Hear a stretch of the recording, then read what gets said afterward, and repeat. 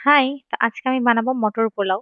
মটরশুঁটি যেহেতু অনেকটা ছিল আর বিরিয়ানির চালও বাড়িতে ছিল, তো ভাবলাম একটু সিম্পল ওয়েতে বানিয়ে নিই। তো কি কি লাগবে দেখে নাও। আলু লাগবে, পেঁয়াজ লাগবে, টমেটো লাগবে, বিরিয়ানির চাল আমি একটুখানি ভিজিয়ে রেখেছি ধুয়ে। আর তোমার মটরশুঁটি তো অবশ্যই তো তেলের মধ্যে আমি দিয়ে দিয়েছিলাম জিরে, তেজপাতা, বড় এলাচ, ছোট এলাচ, গোলমরিচ আর দারচিনি, লবঙ্গ। তো এই রান্নাটা পুরোটা কুকারেই হবে। তারপরে সেই খাড়ে মশলাগুলো দেওয়ার পর একটু যখন সুন্দর একটা গন্ধ বেরিয়ে আসবে, তখন আমরা দিয়ে দিব পেঁয়াজ। পেঁয়াজটা দেওয়ার পর আদা রসুন দিয়ে দিব। আদা রসুন দেওয়ার পর টমেটো দিয়ে দিব পরপর যেমন দিই। আর সব রকম মশলা আমি এখানে দিয়েছিলাম জিরের গুঁড়ো, একটু ধনার গুঁড়ো, একটু কাশ্মীরি লঙ্কার গুঁড়ো, হলুদ, লবণ, আর দিয়েছিলাম হচ্ছে তোমার একটু গোলমরিচের গুঁড়ো। আমার যেহেতু এমনি গোলমরিচের গুঁড়োটা ভালো লাগে তাই দিয়েছিলাম, তোমরা চাইলে নাও দিতে পারো। আর হ্যাঁ, আমি দিয়েছিলাম পাও ভাজি মশলা। পাও ভাজি মশলাটা দিতে গেলে ফ্লেভারটা খুব সুন্দর আসে। তো বাড়িতে যেহেতু ছিল তাই দিয়েছিলাম, তোমাদের যদি না থাকে তো বেসিক যে মশলাগুলো আছে সেগুলো দিয়েও করা যাবে, কোনো ব্যাপার না।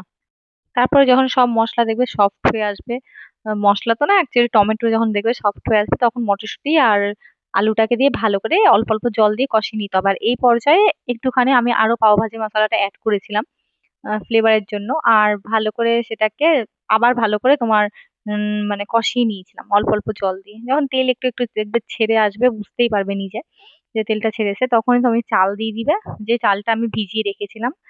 আর দুটো সিটি দিয়ে নিবে। আমি একটু বেশি সিটি হয়ে গেছিল বলে আমার একটু গলে গেছিল, কিন্তু দুটোর বেশি দিও না, বেশি গলে যাবে, যেহেতু আমি ভিজিয়ে রেখেছিলাম চালটাকে। না হলে আমার একদম পারফেক্ট হতো, সব দিক থেকে আমার ঠিক হয়েছিল। আর যখন চালটা দিবে তখন লেবু মানে একটা থেকে আমি দুটো ফাঁক লেবু দিয়েছিলাম, মানে দুটো স্লাইস করে লেবুটা দিয়েছিলাম। আর কোথায় কসুরি মেথিও দিয়েছিলাম। আর ধনা পাতা ছিল না তাই দিইনি আমি, ধনা পাতা থাকলে ধনা পাতাও অ্যাড করবে। আর কাঁচা লঙ্কাও একটা দিয়েছিলাম।